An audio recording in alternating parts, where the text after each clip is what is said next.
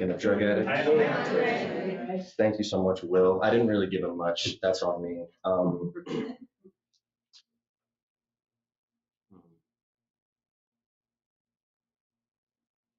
Recovery to me is a very, very complicated journey. I've had a number of relapses. I've had a number of struggles, but for me, it's the one thing that brought me back to sanity. I don't know if that makes sense. When I was a kid, I didn't really fit in, and I had no idea how to process my emotions.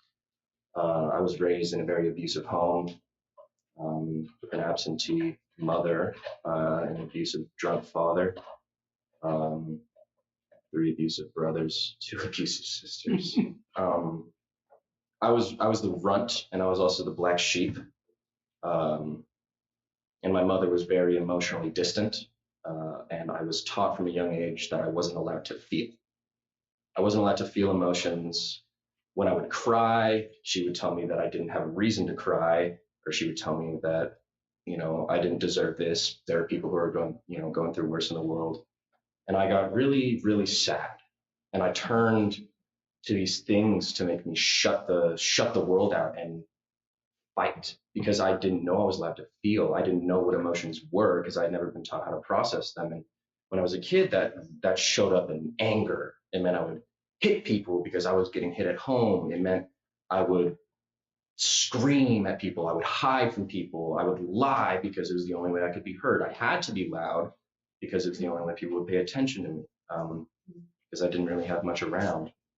And I don't know. I was given medications by my nanny when I was like around 8, 9 years old.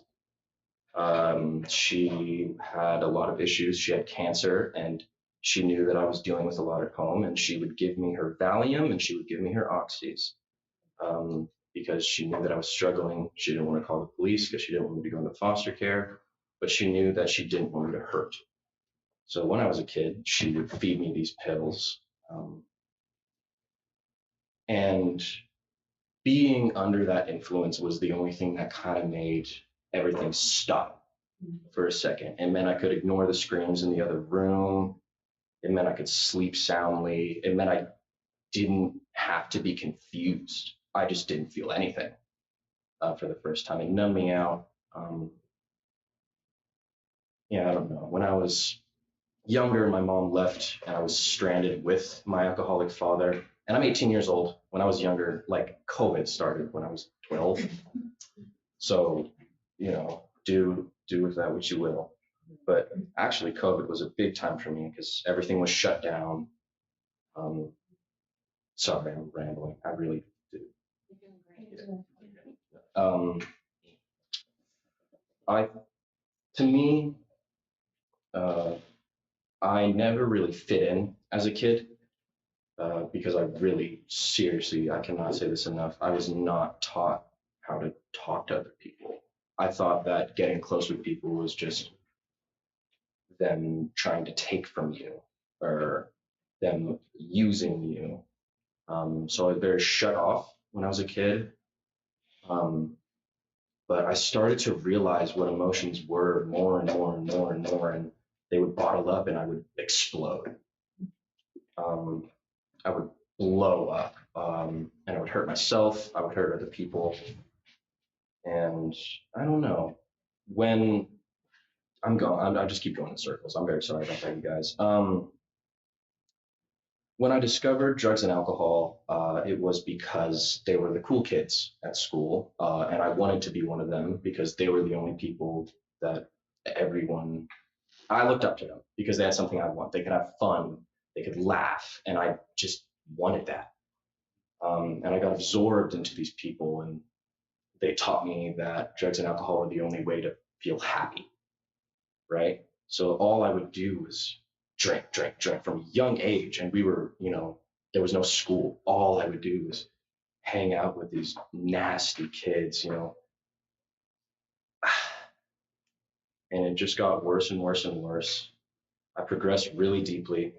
I was drinking every single day, using everything I could find, anything that could make it stop. because at home there was so much going on, rambling too much about my use. What happened was I one of my friends was introduced to recovery, and they had had a relapse. This girl, Ella Rose, they had had a relapse. I was a part of that relapse, and they got me deep into opiates. And that girl, me and her were together for about 2 years, and I ended up finding her in her room dead. I had to carry her out to the police, watch her get carried out in a body bag, and ever since I just spiraled down, down, down, down, down. I didn't want anything but to not feel. I didn't want anything. And I'm going to fast forward because it is getting a little too long into what it was like. I got to get sober. I didn't want to get into a drunkalog, but I got kicked out of school, spent some time in jail, juvie, a number of juvies. Got kicked out of school, was homeless for a little bit at the age of 15, 16. And I had nowhere else to go.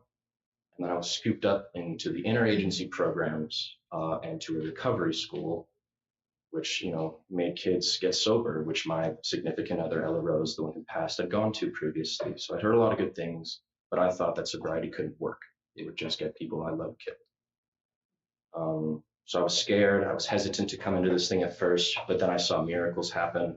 I saw kids who I knew from use have these magical lives. They had smiles on their faces that I'd never seen before. There was a soul. There was a soul in their eyes. There was a certain glint that I didn't have, and I wanted it. I wanted it more than anything. Um, but I thought I knew everything about this program. I would sit with my sponsor and I'd tell him, no, that's not how I want to do things. I looked down on everybody because I thought I was the coolest little kid around. That was dangerous. I was so awesome. All this stuff. But I just realized how fucking stupid, freaking stupid, phony I was looking at these people. And I was deep down trying to hide that. So I got really, really deep into this program because I like to dive into everything at first. But I did it my way. And that led to a relapse. Um, that led to a relapse. And in that relapse, I started lying to the first people in my life who would ever believe that I could be something. And it gave me people who actually thought I was more than just a messed up kid and actually believed that I could grow up and be insane. And I sure as hell did not feel that about myself. I thought I was useless. I hated myself. I was contemplating suicide every day, even in recovery. But the relapse taught me that I can't do this and I can't do it my way. Sure as shit. Started doing this program real. Went through the steps all the way to step 9. I started making amends. And it brought sanity to me. It really did. And I wasn't always worried about what people thought of me. I wasn't always worried about not being able to feel. I was just me instead of, I don't know, I feel like there was always something I was running away from. And when I entered this program, I looked back and I realized I was running from nothing but myself. Like I was running away from a big mirror or something behind me. And I don't know. There's parts of me that I am scared to embrace. The lying, the cheating, the stealing, the manipulation. And it all stems from fear. Deep down, I want to be loved. Deep down, I want to be accepted because I wasn't as a kid. Um, and it gave me that. It gave me that. I made it stroke my ego, which didn't work out. And in my 5th step process, I left out a lot of stuff. I rested on my laurels. Um, and resting on those laurels brought me to this point where I didn't think I was even capable of doing this. Because what good was it? I still have fear. I'm still the same kid, even though I wasn't. I just thought I was. And it led me to go back out again. I was a chronic relapser. I really was. This is barring the most time I've ever had, just about equal. Um, and I don't know. After that, I woke up again. And this time, I decided that I can't do anything but this, anything but this program, because I don't know. It meant I could get out of myself. It meant I could look at someone else's success and be happy that I was finally helpful to somebody. Because I still feel useless even today. And I prove myself wrong when I get to see somebody come back, or I get to see somebody use what I told them to help. Um, I don't know. It feels good to hopefully play a part and not hopefully playing a part in keeping somebody alive instead of playing a bigger role in their passing.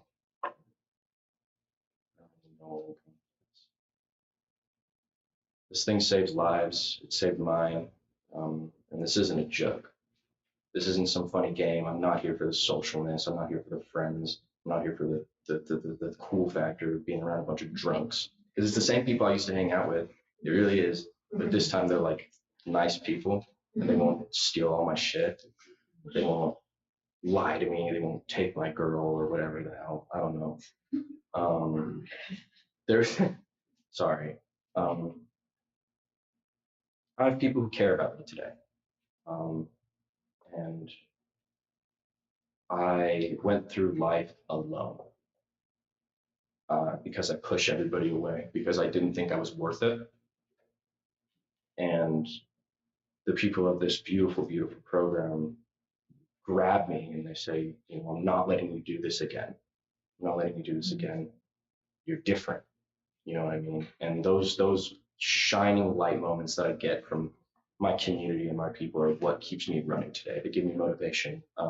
I went from a nearly high school dropout to in college working a good job, surrounded by amazing friends. I get to do fun stuff all the time. A lot of same stupid stuff that I used to do in addiction, but I'm not like getting arrested. So that's pretty cool.